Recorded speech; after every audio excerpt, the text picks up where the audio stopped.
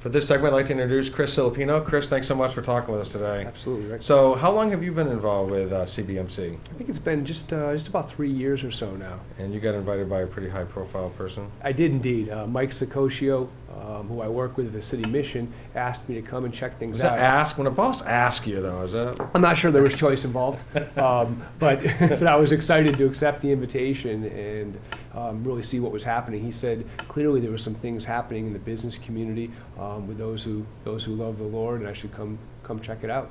What was your impression? First time? First time was really pretty overwhelming. What I saw was a good-sized group of business people, people you might recognize here in the capital region as movers and shakers and leaders, all coming together to really discuss their faith in a very open way, which was pretty special. I saw your story. I did not know your story, and just quick rise really, and then all the trappings that goes with success, and then God's calling you to the city mission and everything. What was it like for you to give that? Because I'm sure that was a hard thing for you to do. It was. I think it really marked the first time for me sharing my story, sharing a little bit about my journey with Christ to the business community. I had kind of shared it in churches, shared at the mission and other forums, but to look out and see some familiar faces from the business world and from my time in business and share with them a little bit about my challenges as well as my new life in Christ. It was a little bit intimidating, but so glad that I did it. So, being in a nonprofit, you're working in the city mission. Some people may think that do you have the same struggles, same issues that we in the profit or the private sector face? What would you say to them?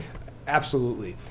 It seems what I see in common with so many of the men here, besides the fact that they're in business, is we have a lot of hard-charging men who at times can place our identities in our performance and what we're achieving and what we're accumulating. And believe it or not, even in ministry, even in a non-for-profit, I can catch myself sliding back into that thought process kind of regularly, where I'm not relying upon God, where I'm kind of forgetting. Wait a second, this isn't about what I can achieve.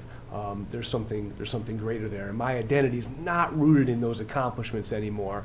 And so it does sneak up on you. Yeah. So this helps does this help recalibrate you? It does, and I've had the opportunity to, I see the breakfast is kind of a coming together, but then really just a springboard relationally with other men who I can meet for lunch or meet for coffee and talk about some of these challenges that we all seem to hold in common.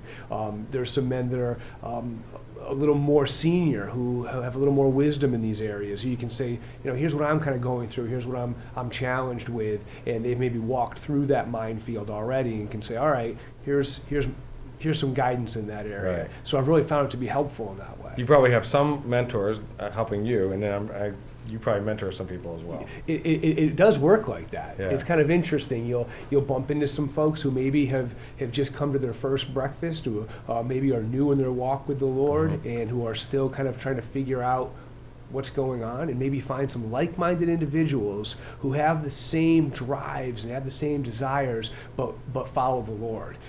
So yes, I've had some chances to have breakfast and coffee with some of those newer guys too. That's great. Anything I didn't ask you? No, I just think what's really special about this breakfast is you've got a group of men coming together who are very routinely facing the same challenges, both internally as well as externally, kind of saying, all right, how can we as a group walk out our faith, share it with others, and follow Jesus in the marketplace? Perfect. Thanks so much. Thank you.